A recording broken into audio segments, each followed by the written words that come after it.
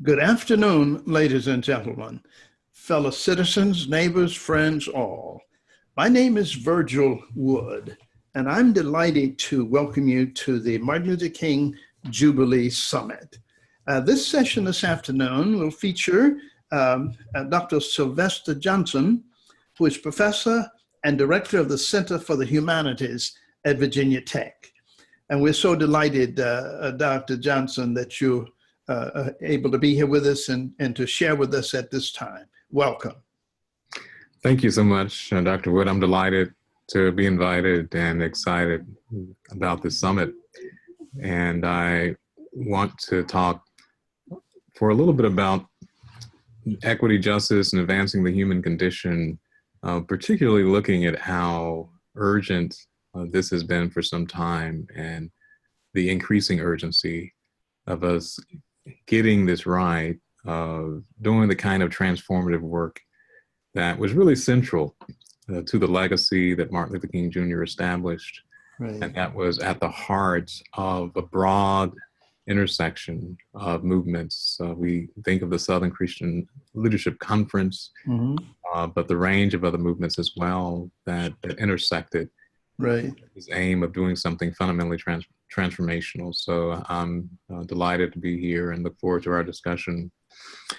One of the things that I want to emphasize is just how significant is the increase in inequality. I think there's little doubt, or actually no doubt among experts, that the challenge of dealing with the radical inequality that's shaping our society is going to make us or break us. That if we get this right and if we change it, we will have a thriving human future. And if we don't address the inequality, and I mean that in a broad sense, economically, politically, and otherwise, we will not have a viable human society. And the very meaning of what we consider fundamental to the human condition, of well-being, of connectedness, and at a very basic level of human life, is not going to be possible. One of the things that becomes very significant in thinking about the legacy of the civil rights movement and the current conditions of our situations is to think about the population of people who were at the center of that movement, which was very intersectional, but African Americans. Many people easily assume that in the many years now, the half a century that has occurred since the height of the civil rights movement, that equality has become more of a reality. But actually the disparity that exists among racial populations is greater than it's ever been. If we take into account particularly the impact of mass incarceration, one expert, Michelle Alexander, has described the expansive impact of unemployment among Black Americans. That is around 70%. That's 70, around 70%. People who are incarcerated are not included in the regular numbers reported for unemployment, but they are human beings and they are an unemployed population, and the families who exist without those individuals in their homes, bringing in income, who would otherwise be there as parents, they suffer from the impact of that. We're also thinking about the current trends and the projection of new opportunities for growth economically, for jobs and wage growth, existing jobs with increases in salaries. And most of that job growth and wage growth has been among very wealthy sectors already. So the people who are making more money from year to year are those who have the most. And that does not come as a surprise to those who are following these trends. And the projected increase in employment opportunities will increasingly be in particularly technical fields. And so we have to think very concertedly about which people are being able to access the opportunities for education, whom we are providing training for jobs, who's getting systematically excluded from these paths to growth because of the unevenness, the severe inequality that happens along lines of race, of ethnicity, of immigration status, and of gender as well. We're looking at backlash upon backlash against the liberationist movements that have sought to expand justice for racially oppressed or minorities, peoples, for LGBTQ peoples. Those movements have been very successful in some measure of trying to take seriously the traditions for equality that are part of the formal legal structure of this nation. But those gains are under attack, and there are concerted efforts to roll back those gains. This is everything from access to voting, for example, the gerrymandering that goes on, to the marriage equality, which has experienced a backlash, even though that was a very hard won struggle.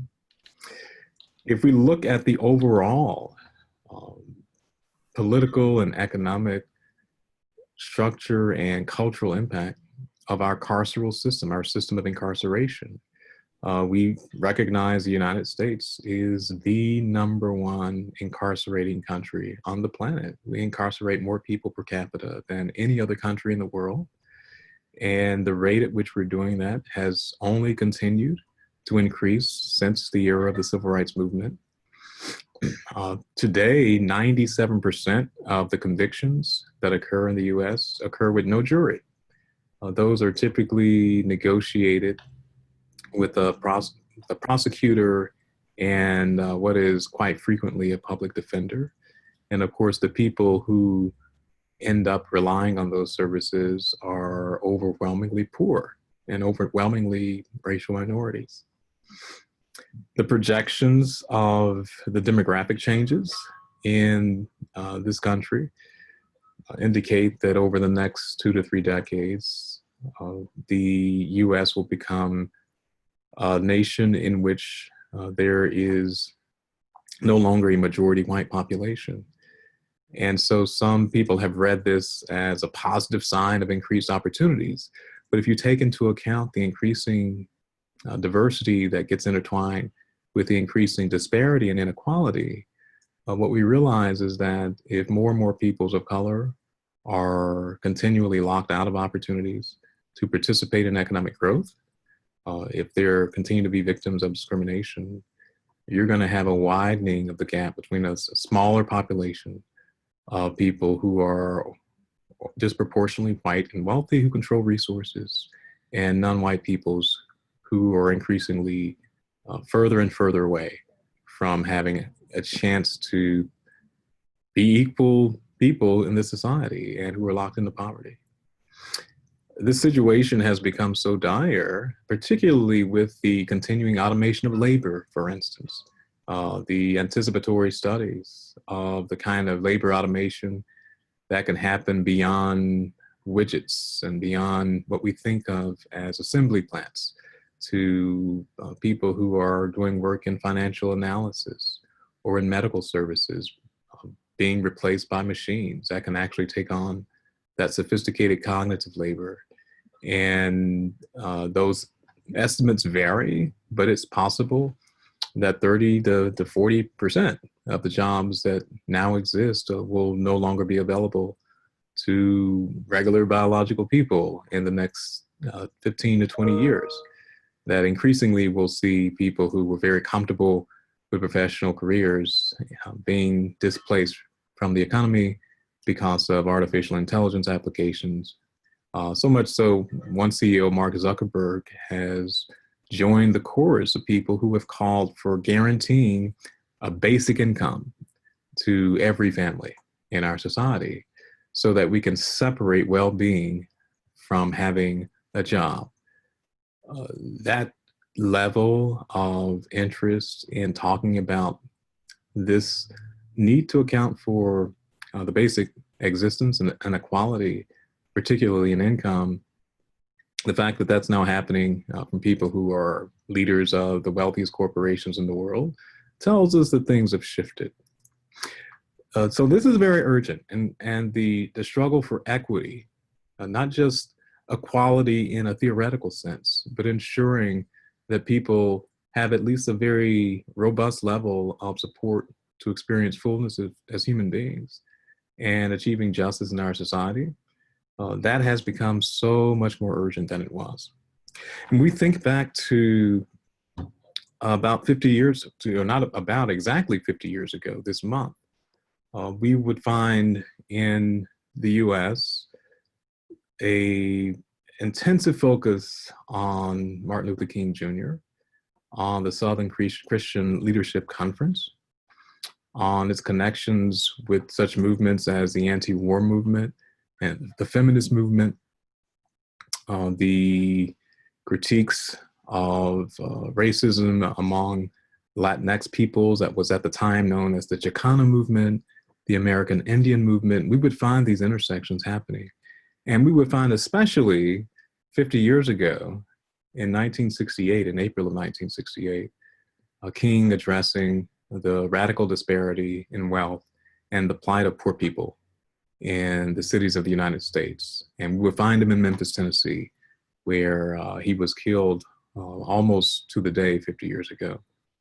And I think that one of the things that we have to pay attention to are some of the challenges and the opportunities that King identified and that movement identified as being important. So this is an image you'll see to the left. One of the marches, the demonstrations that was happening in April of 1968 in Memphis, Tennessee. And King is there in the center with other collaborators and leaders in that movement. Ralph Abernathy is to your right there, for instance. And one of the things that you'll recognize to the left in this image is the joining of peoples older and younger in a movement to really change both the legibility of poverty in this country and to change the reaction to that plight on the national level, including the role of government, to activists, to civic institutions. This was a monumental shift in an attempt to produce a major transformation both in the consciousness of the nation and in the mechanisms that were going to be in place in order to address that system. To the right, you will see language that's taken from a government document that was a write-up that the Department of Justice produced through its FBI, its Federal Bureau of Investigation.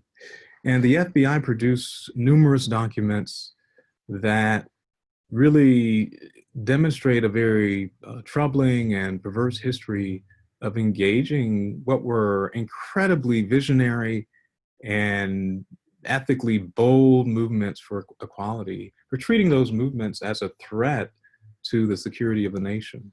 And so to the right, you'll see language taken from that document that is referring to the Southern Christian Leadership Conference, and particularly to King, as some dangerous person who was corroborating with others in these movements in order to undermine the security of the United States. So I put here circled in red the Bureau's attention to King's advancing this movement's plan to occupy the nation's capital, to go to Washington. And so this was variously referred to as the Washington Spring Project, and more commonly the Poor People's Campaign. And that campaign had as its aim, as understood in that movement, to bring to the nation's capital hundreds of thousands of people who would live there for weeks on end, and they would make a demonstration, they would make a showing to the nation's legislators, to US Congress, and demand that this fundamental problem of inequality, of poverty, of the destitution that was destroying the lives of millions of Americans, that it be addressed through a comprehensive system of legislation that would reform the kind of expenses that were devoted to militarism, for example, that would rein in those costs of militarism, that would devote more of the nation's resources to actually ensuring that the people of the nation could be sustained. In the eyes of the FBI, however, this was treated as one more piece of evidence that King and that the millions of people who were supporting this movement were a threat to the security of the nation, that they would show up in what was the National Mall of the nation's capital, and they would somehow pose some danger. And the response to this actually was as if a foreign entity were going to occupy the United States. So it was very troubling language that we see here. He was also associated with terrorism. And so the language that's used is Black nationalist terror, that this was something that the Southern Christian leadership was advancing. And so this document notes King's meetings with a range of people. Kwame Ture, who was also known as Stokely Carmichael at the time, who was associated with an amazing organization that Ella Baker helped start, and that was a Student Nonviolent Coordinating Committee, and also known as SNCC. And that organization was so instrumental in pulling together the energies of young people, such as those you see in the image who are standing behind King, who were willing to put their lives on the line to transform their nation and to transform the world. But all of this was portrayed as a nefarious and very dangerous scheme that was threatening the security of the United States. This was a radical movement.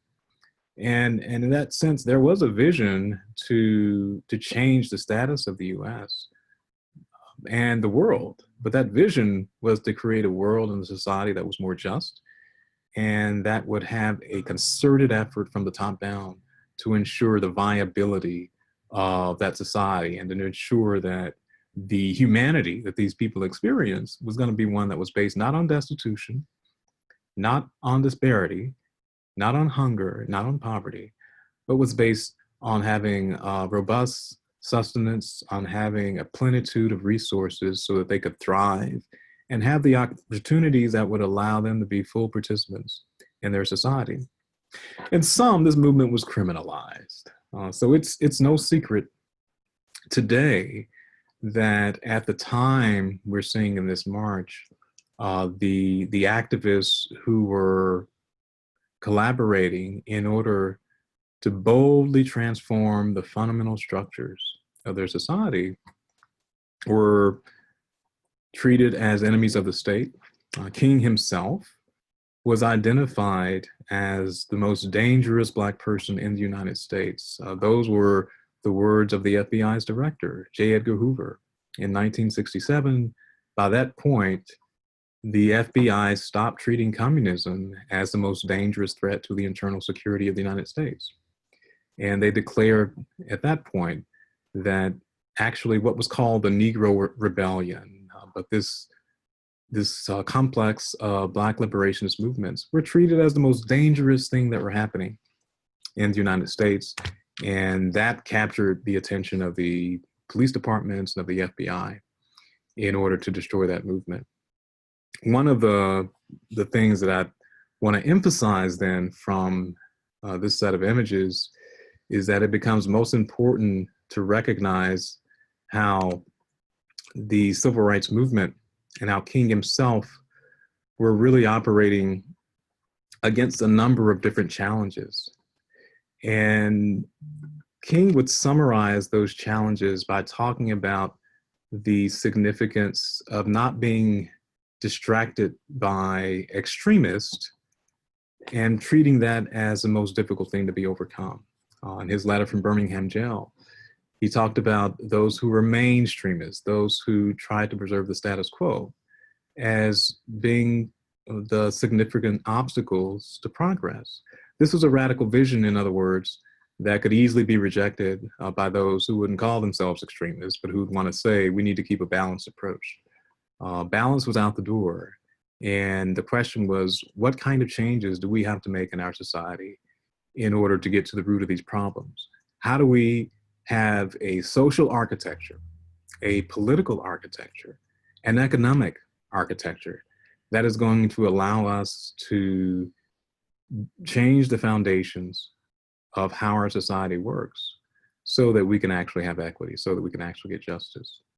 And the history of criminalizing that movement, of rendering it illegitimate, of incarcerating those who were part of it, of bringing in militarism, that is using special weapons and tactics that we now know as SWAT, military weapons and military tactics, to disrupt and to destroy the lives of these activists. Those things became mainstream during that movement.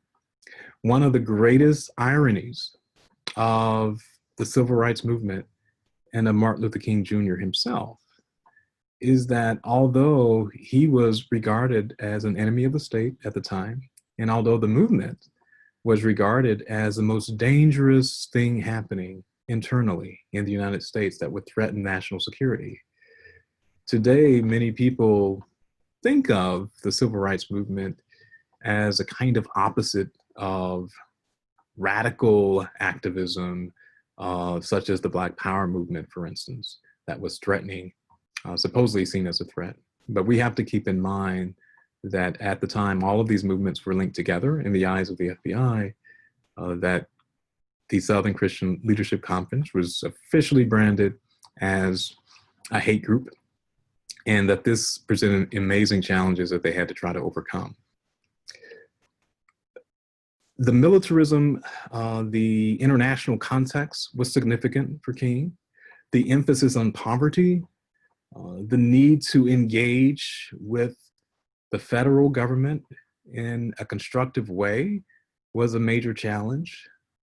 He and his comrades at the time could not have known what we know today because of some of the disclosures that have happened and the documents that have become public from what we know as the government's counterintelligence programs. They recognized that they were getting some resistance from the government entities, from the state, but they also were committed to transforming those entities and to producing a more just society. If we think back then to those challenges and we think about the challenges that we have today, then we have to consider the relevance and the connections. What are the ties between the kinds of issues that the Southern Christian Leadership Conference was addressing? What were the challenges that King was facing? And what are our challenges today? What are the differences and what are the similarities? Well, among the differences, of course, are the time.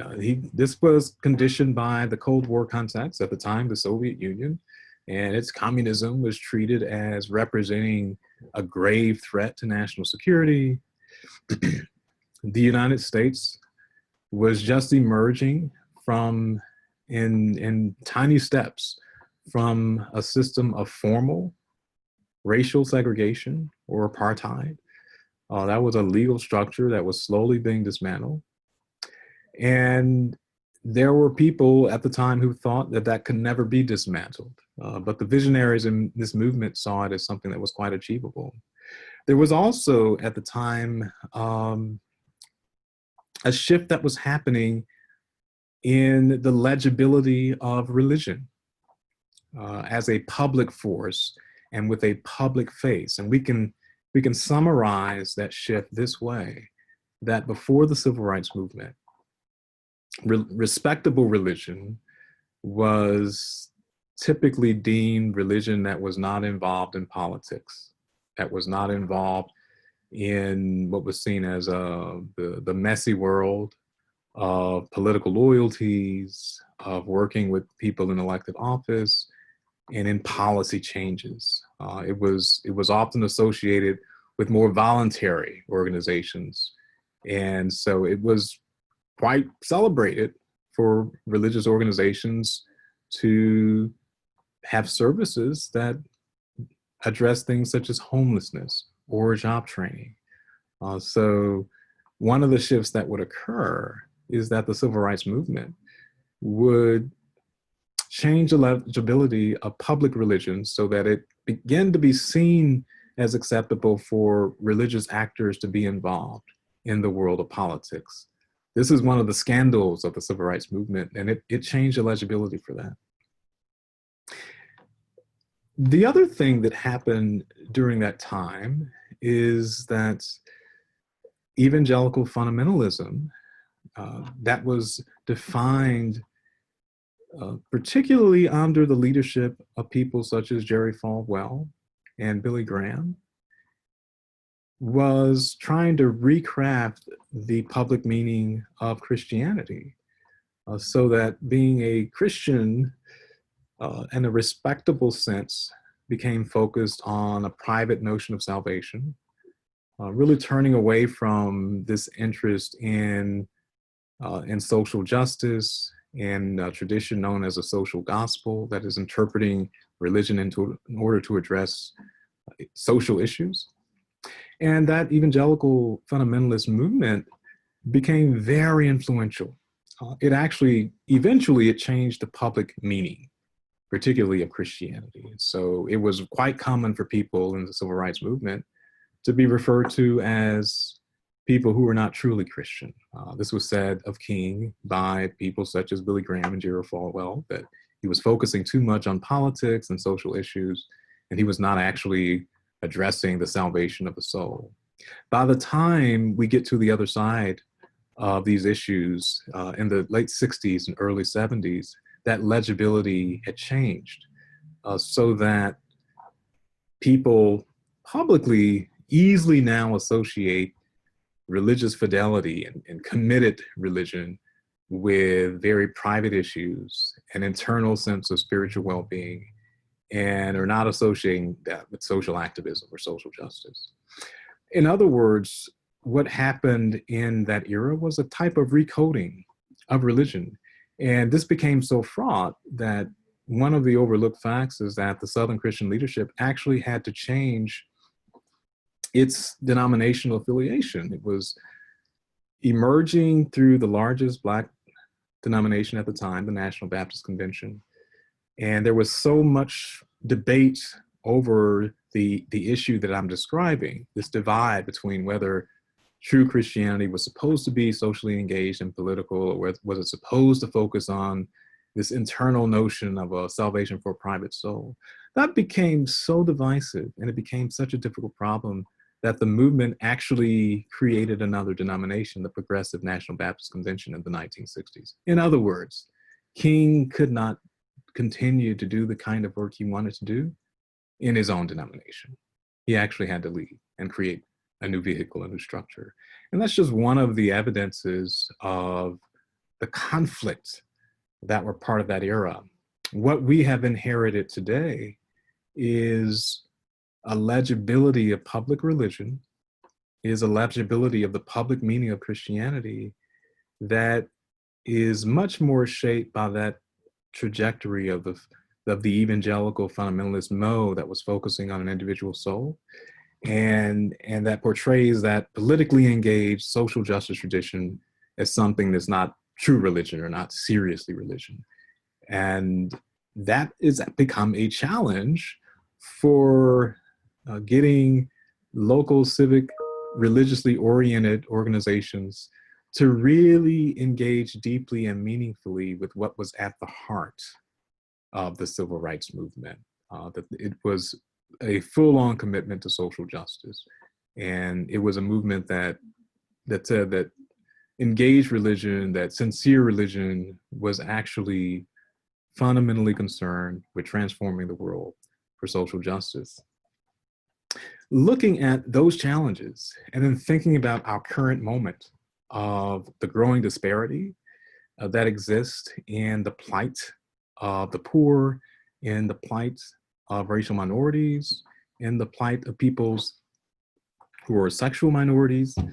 If we think about the global linkages and the global connections that defined the era of the civil rights movement and our 2018, 21st century context, this is one of the common themes.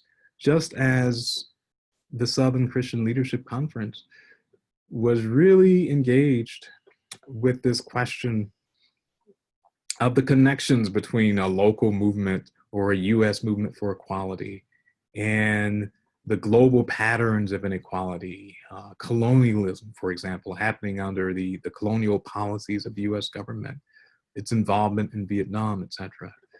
We see that being a continuing concern. King was quite emphatic that there had to be a reckoning with US militarism, not only for ethical issues, which typically meant the US engaging third world countries in very asymmetric relations of the military capacity of the United States versus a nation such as Vietnam at the time.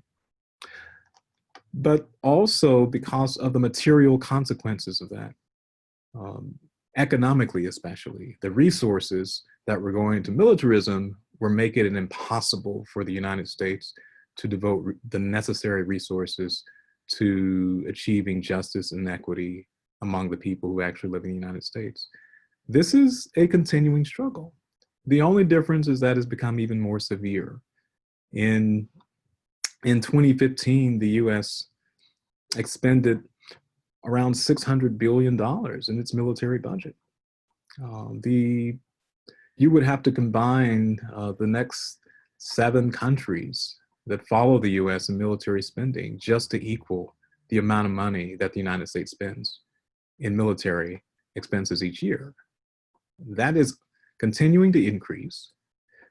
We live at a time when the technology of warfare is becoming more expensive, and also the social cost of not providing fundamental things such as quality education, essential housing, and healthcare are reaching a tipping point. So these are commonalities, and they continue to be fundamental to the challenges of addressing this plight of inequality. The path forward that we have to address has to really draw on both the lessons and the vision of that movement and of King's leadership. And one way that has to happen is in thinking quite radically about what the future needs to look like and how it will be addressed. So this beloved community initiative has already begun to provide energy for some very important collaborations and important alliances. One of those is the relationship between Virginia Tech and Virginia Union University that is based on this beloved community initiative. The boldness that we have as an opportunity to take very seriously the role of scholarship, the role of academic professional expertise, to bring to questions of justice, to bring to questions of ethics, to bring to questions of value. And one of the most important values that we can assert has to do with placing the importance on the need for every person, for every population, to experience that equity as a matter of intellectual interest. It's not enough for students to come to a university and to learn lessons of history or to learn technical skills or to become skilled in math or knowledges of science. But there has to be as well the engagement with policy, the engagement with ethics, and the engagement with the fundamental questions of how we want our society to look. And that has to become an increasing part of higher education. It can't stay in just 1 or 2 schools or colleges. It has to move across the board. We also have to really engage in a very bold manner with civic institutions. Those include religious institutions. That includes changing the legibility of what it means to be a person who's seriously committed to whatever one's religious tradition is, if that's Christianity, if it's Islam, if it's Judaism, whatever that tradition is, because these questions of equity and justice have to bring in those who are in those communities to change and shift this legibility so that we see social justice, so that we see fundamental questions about whether we will have a human future. That is not a small question, that is a fundamental question. That those issues are built into the kind of religious reflection and theological reflection and spiritual commitments that people tend to think of whenever they think about respectable religion or they think about serious religion. What does it mean to be seriously committed to one's faith?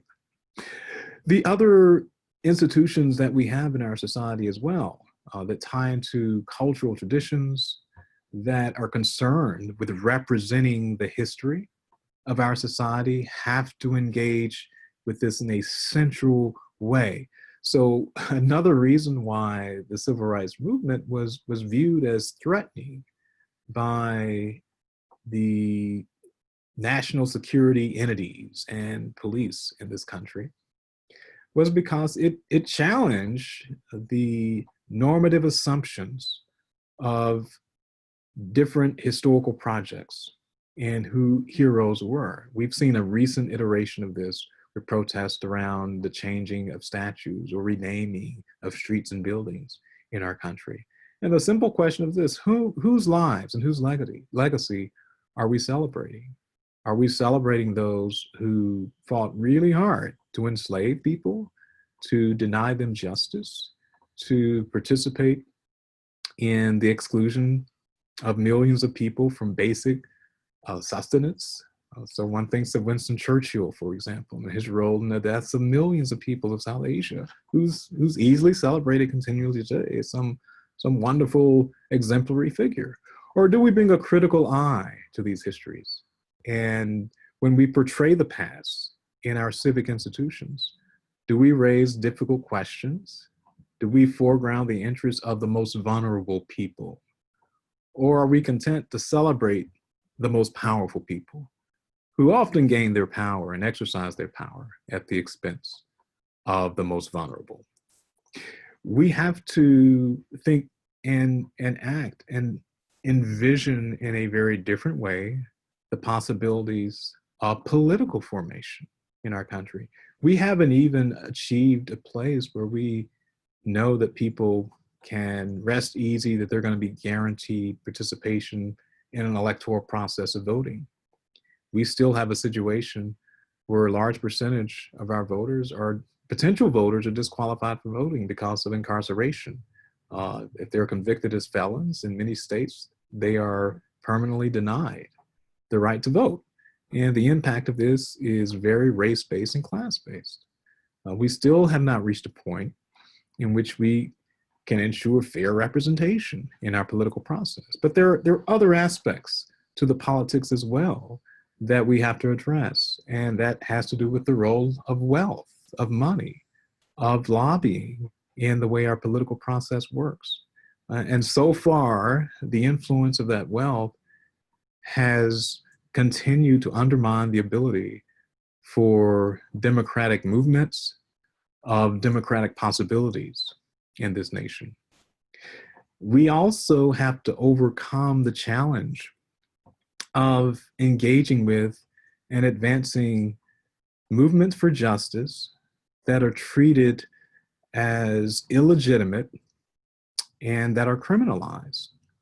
That was the case of the civil rights movement. It became a criminalized movement. In fact, it started off that way as being a criminalized movement. The role of being incarcerated in that movement was central, of being criminalized. It was central. And although we often look back at that in heroic terms, and we think of King's letter from Birmingham jail, and we think, wow, this is an amazing letter. He wrote this letter from the jail. We think of the children who were incarcerated and packed into jail cells as showing valor and as showing strength and dedication. But we also have to ask the question, why are we incarcerating people who are trying to transform their society and to create more justice? If we think of Black Lives Matter, it has faced similar kinds of challenges. It has faced similar patterns of criminalization. Just recently, the Federal Bureau of Investigation released a report. It was leaked, a report that they had drafted on what they call Black identity extremists, referring to the Black Lives Matter movement. And this is something that could easily have been produced in the 1950s or 60s as part of the counterintelligence programs of that bureau, but was actually produced in 2017. This continues to be a challenge. There are activists who are looking internationally, even in that movement and beyond, who are concerned with the rights of peoples throughout the world, be they Palestinians, be they Syrians, be they Jewish, Hindus, people throughout Latin America, anywhere. And the valences of the attention toward those movements range from criminalizing those who are advancing Palestinian rights to representing the global interest in inequality as something that's really not relevant to what's happening here in the United States or what's happening at a regional level or a local level. One of the lessons that we have to take away is that it has become even more urgent for us to recognize that every local, regional, national formation of inequality is already tied to something that is global, is already tied to something that is international. There is no more regional economy if there ever was. There is no more national economy if there ever was. It's always already global, and the political connections are always already global. One of the struggles of the civil rights movement was to bring those things together. And that was the vision that King had, and that he fought hard to advance, and that he learned from others, such as SNCC, and such as the Black Power movement. And he learned that graciously, and he extended that insight to others. That global connectedness vision has to be central to our path forward as well. And finally, we have to work much harder in order to treat the issue of inequality as being on the scale of climate change or something of that nature.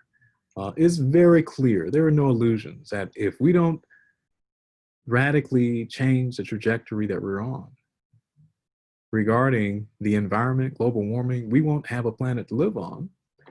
Then it doesn't really matter what other kind of debates that we have. We're not going to be here. We will not have a viable future. The inequality that we're experiencing is the same kind of dynamic. It will literally undo our society. And the question of whether we can have a conversation about a future will precede the question of what kind of future that will be if we don't get this right. And that's where that urgency is. So I'll stop here and would certainly love to hear some of the thoughts that you have, those of you who are joining the webinar, other insights that you've had. I've listened to some of the ongoing conversations.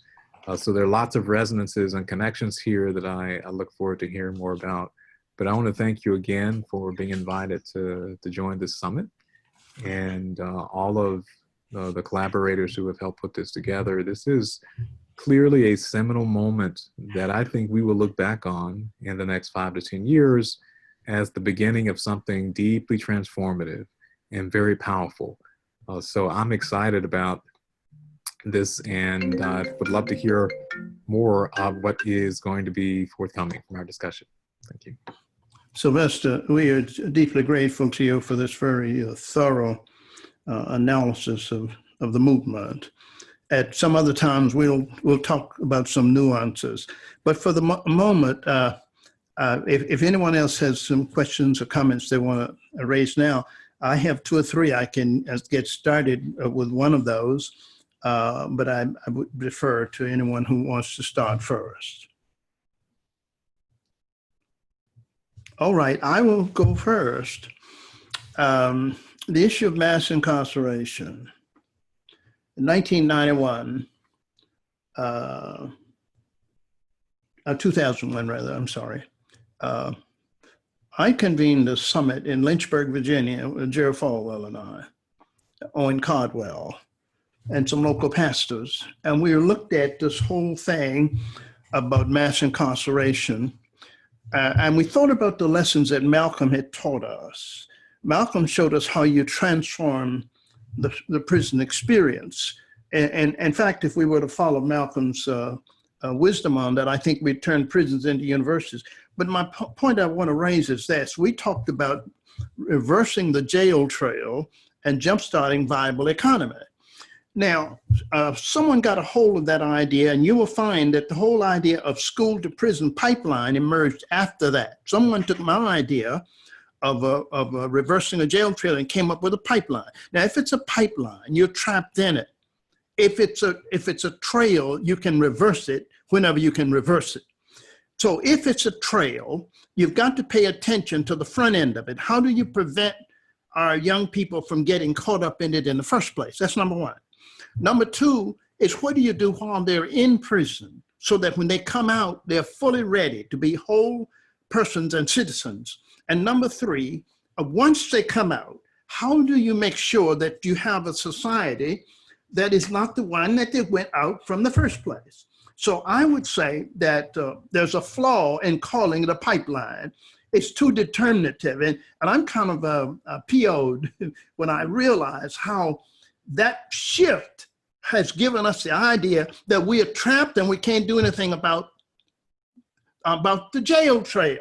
We can reverse it. We can prevent it on the end. We can reverse it. And we've got to do it. And the system isn't going to lead in that. You're crying and begging and screaming and pissing on the system. Ain't going to do anything but reinforce it.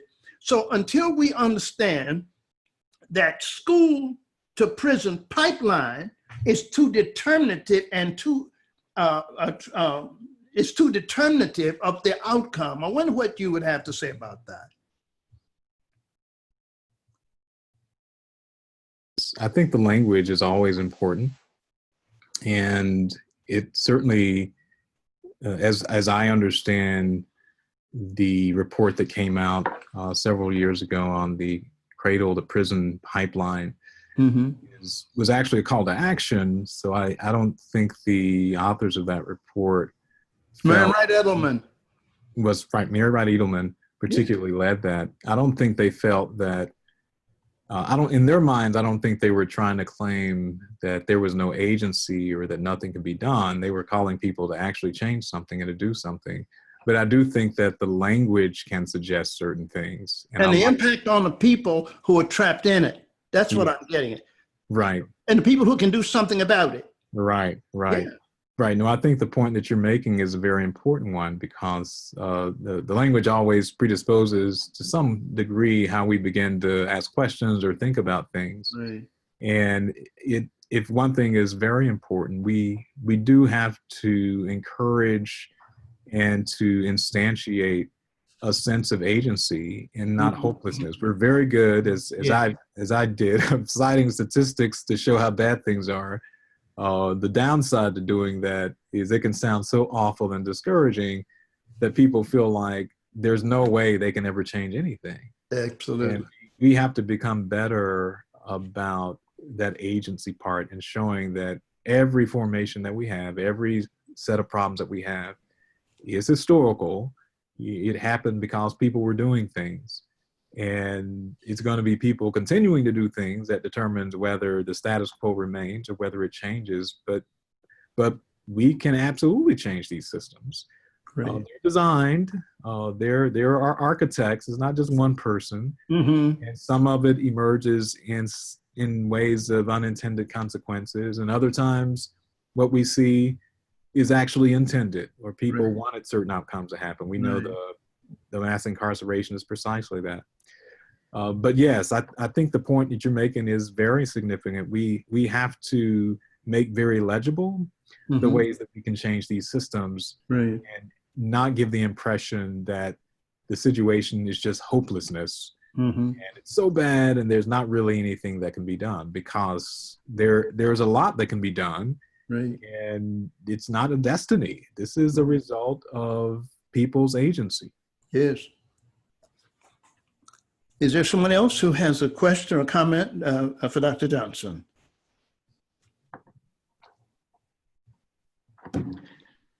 It's Ralph Hall here at Virginia Tech. I'm actually sat next to Virgil here. Virgil, sorry. Say hi, Virgil. You're virtually next. Virtually, right. What I thought was very interesting was your comment about the connectivity to the global.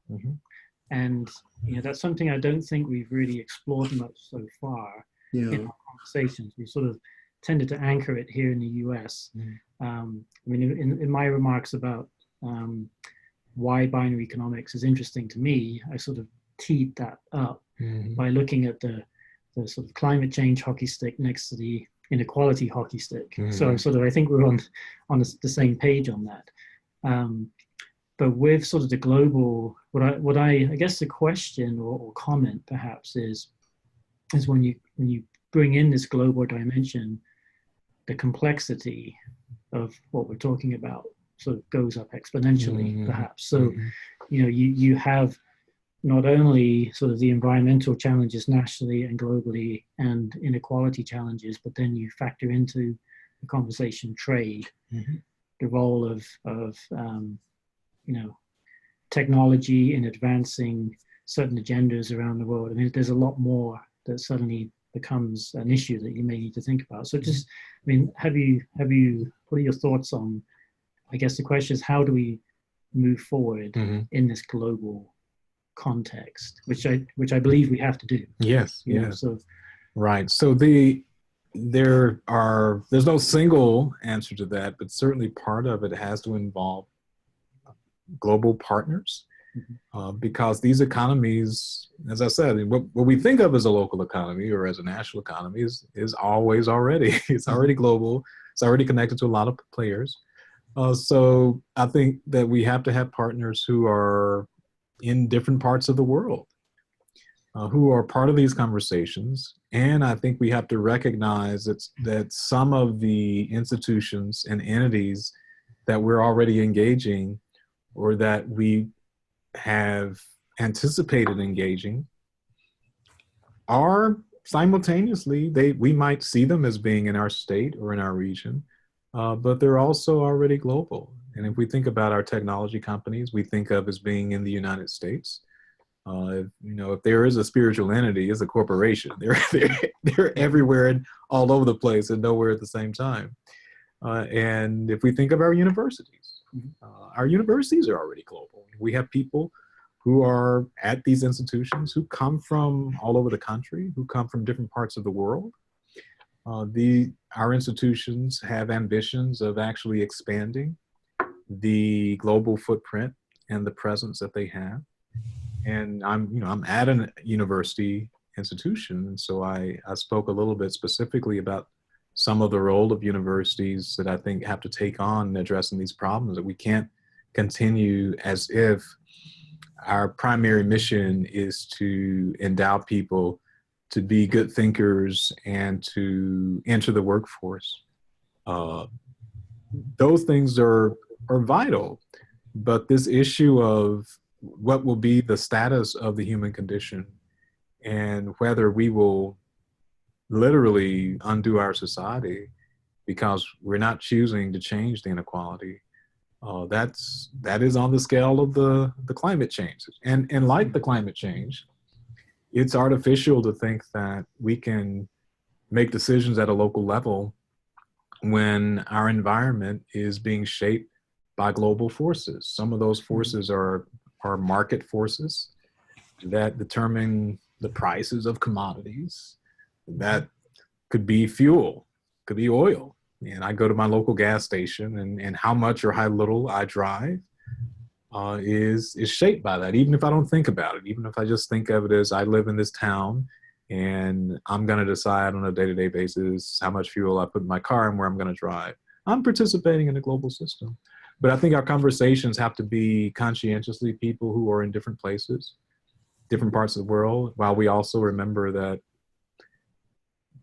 we are already part of institutions that already have people who are from all over the world. And as we have these discussions and conversations, we have to keep that in mind.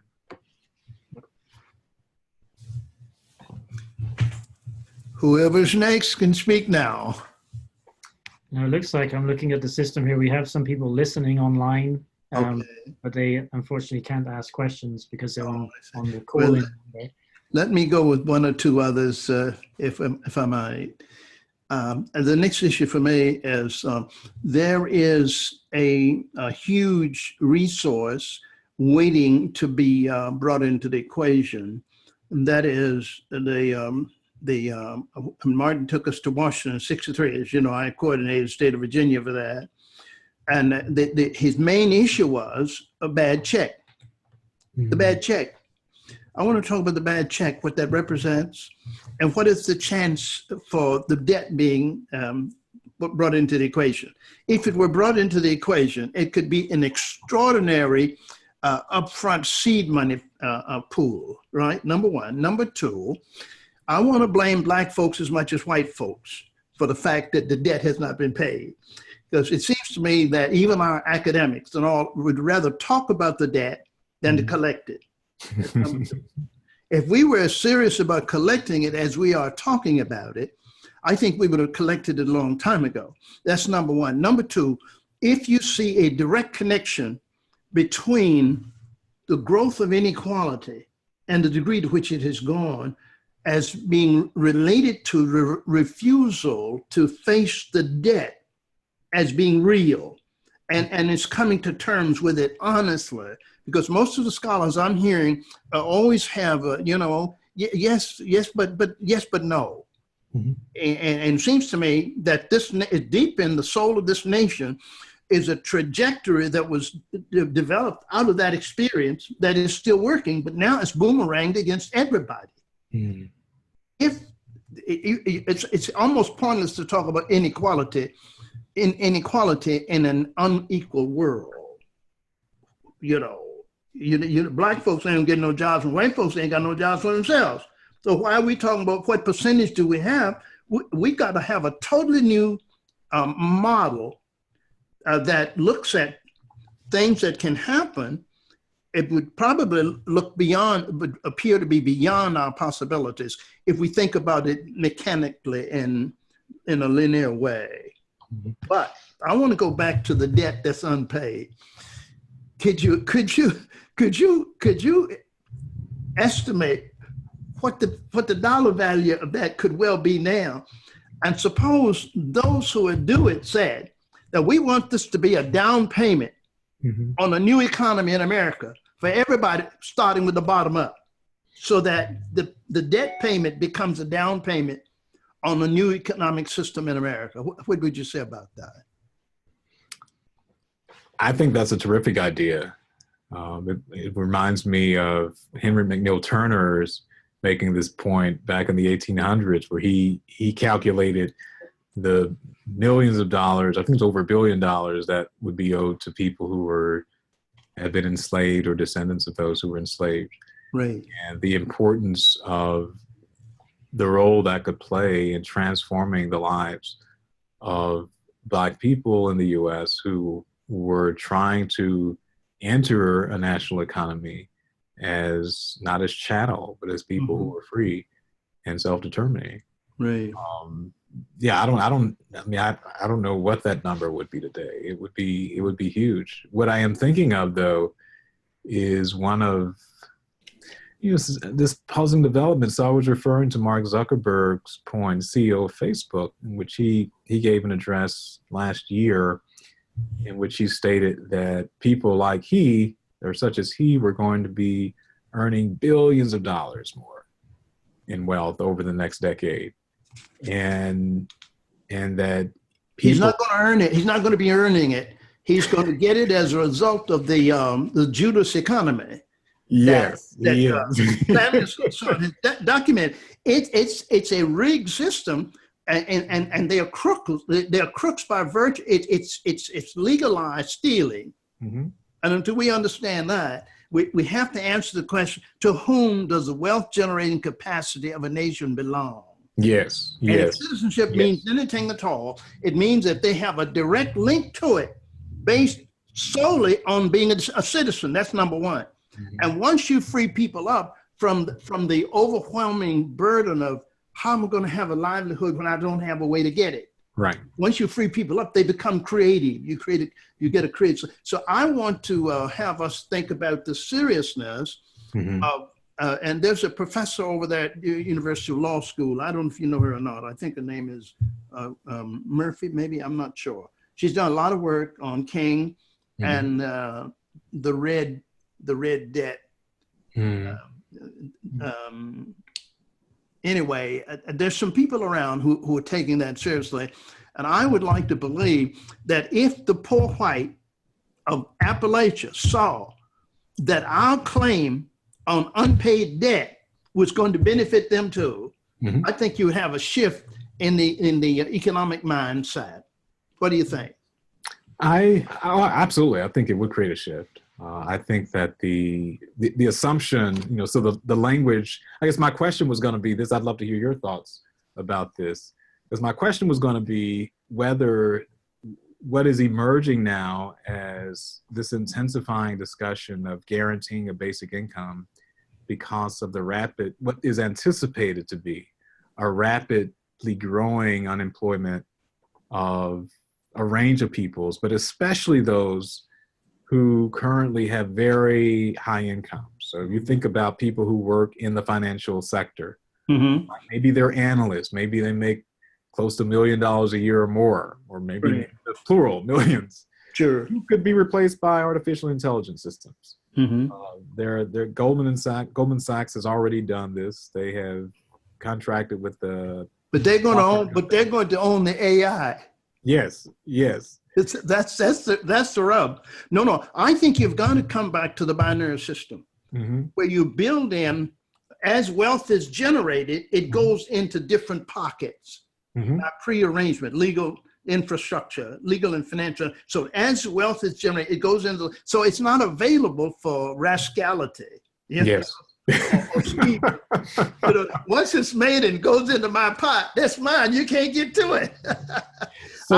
So my question for you is, do you think that the intensifying discussion around a guaranteed basic income, and this is being driven by, is coming usually from the technology sector, very wealthy. They're not planning to give up their wealth. Do you think that intersect is resonant with, or can be a leverage point for advancing binary economics, or do you think that's actually going to end up having an antagonistic or antithetical effect on our efforts to? It's not natural in the first place.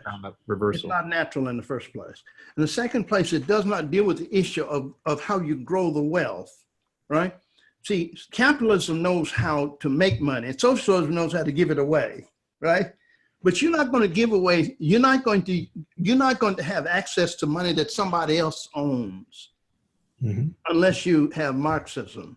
And it seems to me the genius of the post-Pentecost economic community, the scripture that Karl Marx read and misunderstood, from each according to his ability, each according to his need. But the council system acknowledges every citizen as a producer and a consumer. And that's what this other system does not do. We've had, the earned income tax credit is a derivative of that idea. We had that idea from Milton Friedman in the Chicago Economics School back in the 80s. It's not a viable idea, but the binary system accomplishes that in a way that drives the growth of the economy and builds justice into the structure of your citizenry. That's my take on it anyway. I've sat around arguing these economic issues for a long time. I went to Harvard to do my doctorate so I could have access to some of those minds over there. If we could get a university to take seriously the binary model and to really go deep into it, give some endowed chairs around it, I think that we're going to look at the work that Otto Scharmer is doing around what he calls, he's thinking about reforming capitalism. He hasn't gotten to binary economics yet, but when he does, we're going to have a marriage there. I think that's workable for everybody. Now, the other thing that strikes me is that you got to have a way. We got all these people committing suicides and stuff now. The weight of this, the anxieties and all of that, all this stuff, and the opioids, all of that stuff. We got to find a way that people get a message from the culture that you're not by yourself. In other words, what can we do that sends a message to people right now that we are with you in what you're going through, while we're setting a system that's going to ameliorate those conditions in the future? What do you think about it?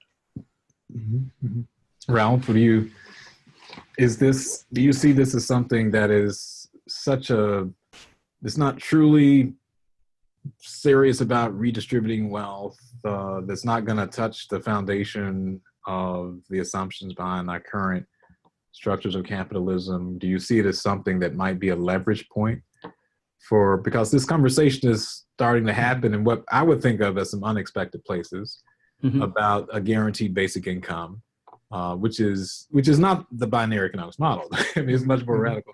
But I'm wondering, is it something that's just actually going to make it more difficult to advance a vision for the binary economics model, or you think it might be a point of leverage? Well, these are tough questions, but I think the one thing I'm thinking about is this notion of bridging, right? I think we can't have a sort of universal basic income versus binary economics narrative. And I think the way that Professor Robert Ashford talks about binary economics, who I learned the ideas from, he sees it as a complement as opposed to an alternative. Right? So in that model, I mean, Dr. Wood was talking about how do you help people today versus in the future. And I think that one of the challenges with at least the sort of the binary financing of growth mechanism is that there's a period where you have to wait until the capital is paid for itself, which could be 5 years, could be 10 years. So what's today? And I think that's the window of opportunity to bridge and partner with the sort of basic income arguments, where you say, look, and it's partnership and educational. So on one level, you're partnering and saying, look, let's use the systems and financing mechanisms you're talking about to finance a basic income. But let's recognize that in year 7 onwards, we can begin to pull down how much we cover of this basic income from a redistribution agenda to a distribution agenda, which is financed by binary economics. You have this kind of pre-distribution phase where no money is coming to people. But once the capital is paid for itself and an income stream can be obtained from that, you can then start pulling down how much you have to rely on a redistribution of funds to pay for that. So I think there are ways where we could start a conversation, at least with a broad array of groups about how to do this. And in the process, we'd have to explain exactly how the binary sort of economy could work. So I think that's the way. I mean, if we're talking about how do we move forward, I think that's the way to do it. You basically you reach out, you explore ideas, you explain what we're talking about and how something could work, and then you just you build on that and you see what's possible. So I think it's I think we can't do our own thing and then have another organization or groups do their thing. I think it has to be, this is part of this beloved community idea. We have to work and learn, and maybe we'll refine the sort of how we view binary economics from there. And so I think this is a great opportunity to start a really robust conversation about the fundamental problems we're looking at. And so as soon as you get into, I mean, the challenge with binary economics, I came to it from a sustainability perspective, right? So once you understand this notion that if you give people an income from owning, or they receive an income from owning capital, they have a demand for goods and services, but it's not effective until they have the money to implement that demand. So you increase everybody's effective demand, they start spending, which is this binary growth principle. People have a lot of demand for goods and services, they just can't implement that demand. It's not effective. So that's the idea of a universal basic income, turning that on. And you could also do it by binary economics. Now, the other challenge is climate change or the related environmental problems. So if you move forward, and this is where binary economics becomes a very interesting possibility, because if you think about just a basic income and people receive it, and then they can go spend it on what goods and services. That's one strategy. Another strategy could be if you understand the principles of binary economics, it's based on financing growth. Now, if you finance the growth of inherently sustainable goods and services, you're creating a future economy that is inherently more viable from an environmental perspective.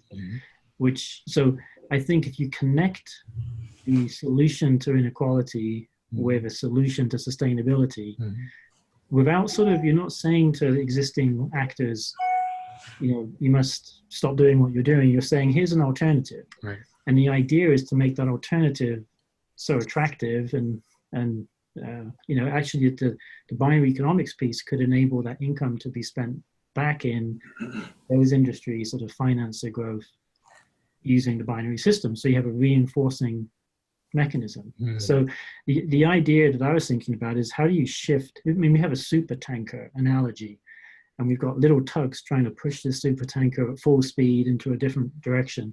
You have to sort of really think about how do we move the inertia, the momentum of this into a new direction. And I think that's what I would like to see this initiative think about. Like, how do we bring? So we need to bring now the innovation experts, industrial innovation policy into the room, and say, how do we advance change? Corporate finance experts, how do we encourage corporations to finance their growth in this way, which opens up inherently sustainable pathways. Right. Anyway, so that's sort of, I mean, I think Virgil's right. It would be fantastic if we could endow some positions where is the challenge you put on their table. Right. Solve this. Where do you think those billionaires are going to put their money when they look for somewhere significant to put it that gets at these predicaments in ways that we haven't tried before? Now, the other thing is, it seems to me, to take the pressure off of the general populace, I think we should be advocating for the forgiveness of all student debt. Every penny of the student debt. We could afford it in the macro sense. It would be a blip out of the super rich treasure there. Just forgive that debt, and look what you unleash in terms of purchasing power. Right. And a sense of, maybe we can make it in this society. I don't know what the figures will tell you about the demographics of suicide and that kind of stuff now. But I suspect it's people who see no way forward at all. They don't see how in the world they can go forward. I see Brother Ryan is on. I don't know if he's wanting to get in on this tonight. Ryan, are you? Yes, I'd love to if I could. I'm just so fortunate to hear these many concepts that are new to me, and so I hope I don't sound too naive as I jump in. Can you hear me okay? Yep. Here's a notion, as I've been listening, is the idea of a beloved community incubator.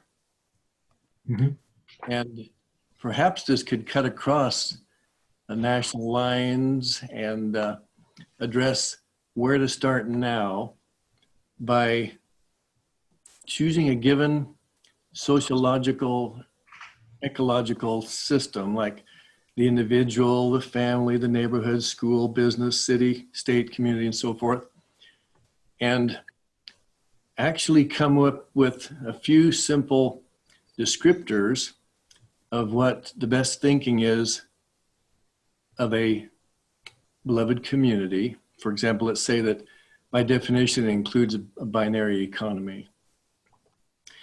And then, just like the scripture, a little leaven, leaven it the whole lump.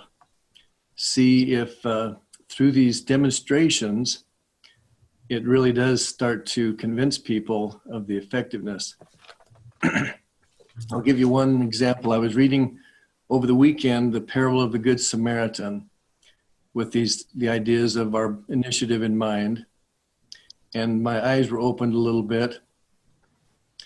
Here were two people of different cultural backgrounds.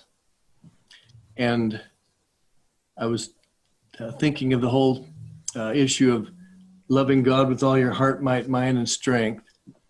And the Good Samaritan in Luke chapter 10, verse 33 says, first of all, he had compassion.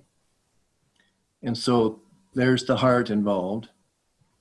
And then he addressed a person's physical needs. He poured wine and oil in the wounds. And then he took him to the inn and gave the innkeeper 2 pence, gave him some money.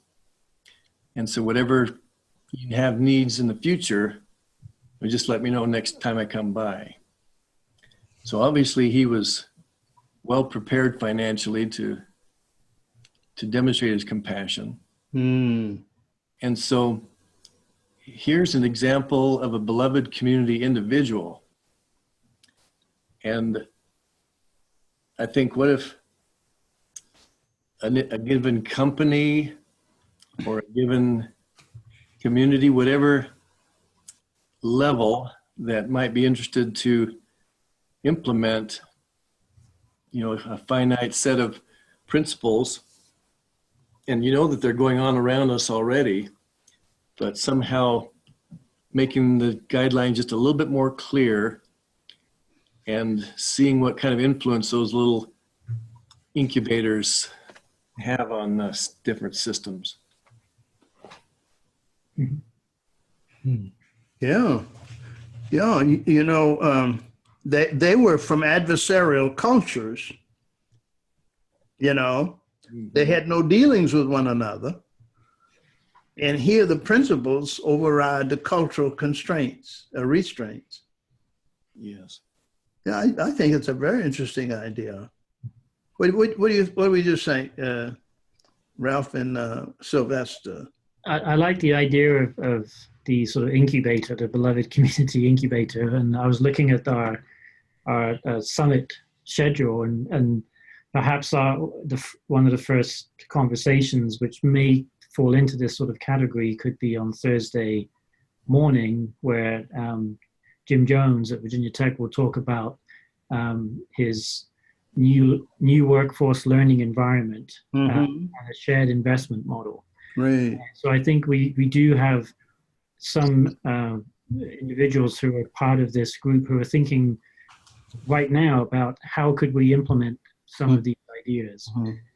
I also think, and I've made the argument for this before, that we need to put some numbers around what a binary economy looks like and means. I think it's part of the learning process. Yeah. There's only so much learning people can handle in the sense of the principles. You absorb the principles, but then the first question you get from people who are learning this is, well, how would this compare to what we have today? And and so the challenge is you have to be sort of very hypothetical as you look ahead.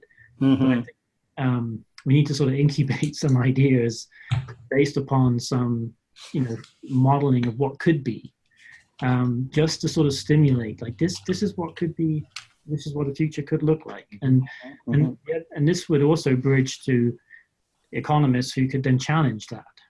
And so you then start a dialogue,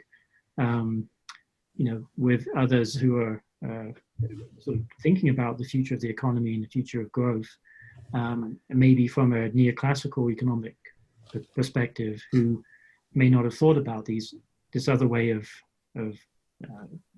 financing growth in a shared way.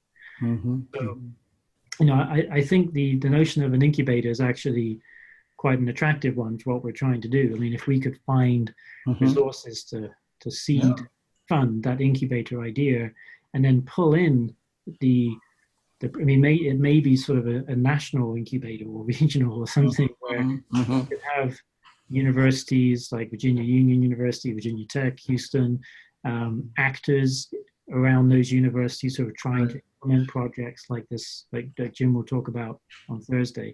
So I think that could be, and I like the idea, Ryan. So the beloved community incubator or hub.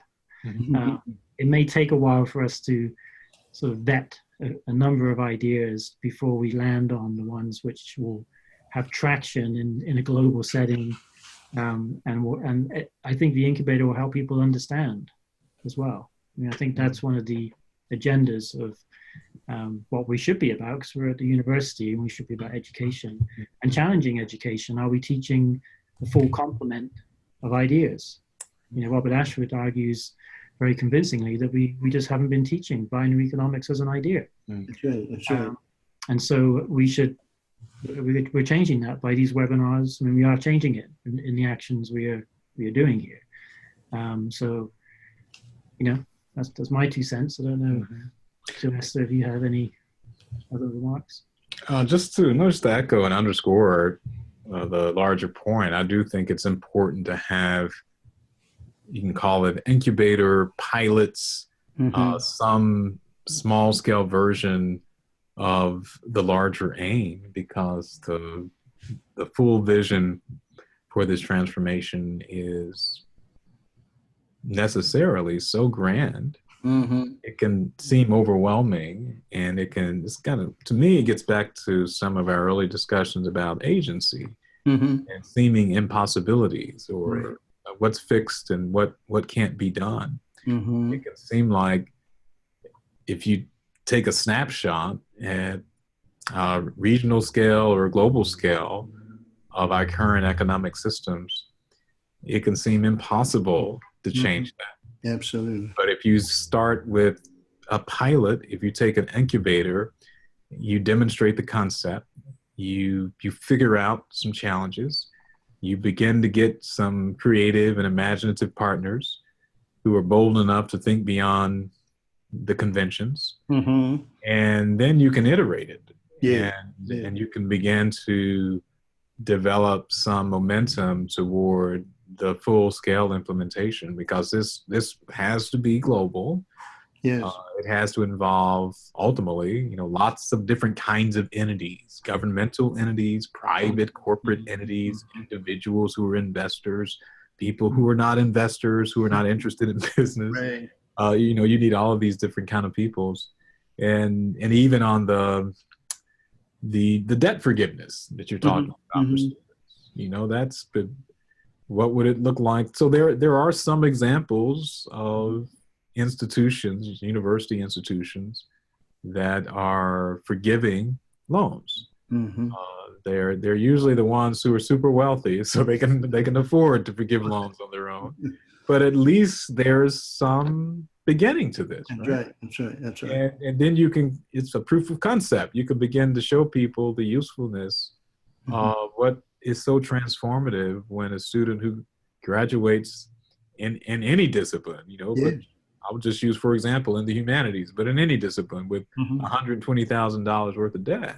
Wow. How transformative it is for that person to have that debt forgiven, and they can begin to go and pursue their lives in a productive way without having to fork over almost every penny of their earnings before they've even bought food to eat or have paid for housing. So I love this idea of incubating. I think it will have to be an integral part of any concretization of what we're talking about. Great. Anyone else out there who wants to get in before we conclude here today? This has just been extraordinary. We're deep in your debt, Brother Sylvester. This has been so thorough and this is the discussion. I think it's really completes it. Well, on behalf of all of us, let me say thank you so much. And we look forward to whatever continuing conversation we're sure to have. Yes. All right. Thank you. All right. Be well.